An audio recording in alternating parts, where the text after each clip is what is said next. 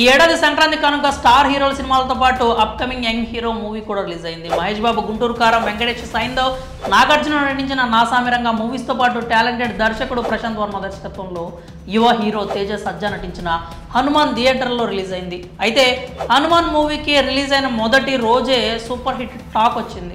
ఇంకేముంది, బాక్సాఫీస్ వద్ద రికార్డు స్థాయిలో వసూళ్లు రాబడుతోంది. తెలుగు ప్రేక్షకులు కంటెంట్ బాగుంటే చిన్న సినిమా అయినా కూడా గొప్పగా ఆదరిస్తారని హనుమాన్ మరోసారి రుజువు చేసింది. తెలుగు ఇండస్ట్రీలో ప్రస్తుతం యువ దర్శకులు తమ సత్తా చాటుకుంటున్నారు. రచయితగా కెరీర్ ఆరంభించి దర్శకుడిగా మారిన ప్రశాంత్ వర్మ కల్కి, జాంబిరెడ్డి లాంటి చిత్రాలతో ప్రేక్షకులను ఆకట్టుకున్నాడు. ప్రతి సినిమాలోనూ వైవిధ్యం చూపిస్తూ తనకంటూ ఓ ప్రత్యేకత చాటుకుంటున్నాడు.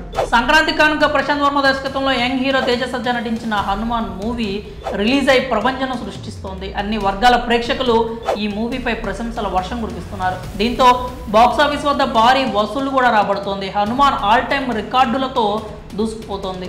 పాన్ ఇండియా మూవీగా రిలీజ్ అయిన హనుమాన్ ఓవర్సీస్ లో కూడా రికార్డుల మోత మోగిస్తోంది. హనుమాన్ ఇప్పుడు స్టార్ హీరోల రికార్డులు బ్రేక్ చేస్తూ సరికొత్త రికార్డులను సృష్టిస్తోంది. మొదట బాలీవుడ్లో హనుమాన్ పెద్దగా ప్రభావం చూపించదని భావించారు, కానీ అందరినీ ఆశ్చర్యపరుస్తూ హిందీ వర్షన్లో కూడా అదరగొడుతోంది. బాహుబలి, RRR, అలవైకుంఠపురంలో సినిమాల రికార్డులు బద్దలు కొడుతూ అమెరికాలో ప్రపంచం సృష్టిస్తోంది.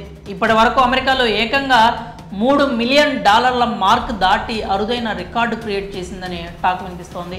ఈ మార్క్ దాటిన తెలుగు చిత్రాలు చాలా తక్కువనే అంటున్నారు.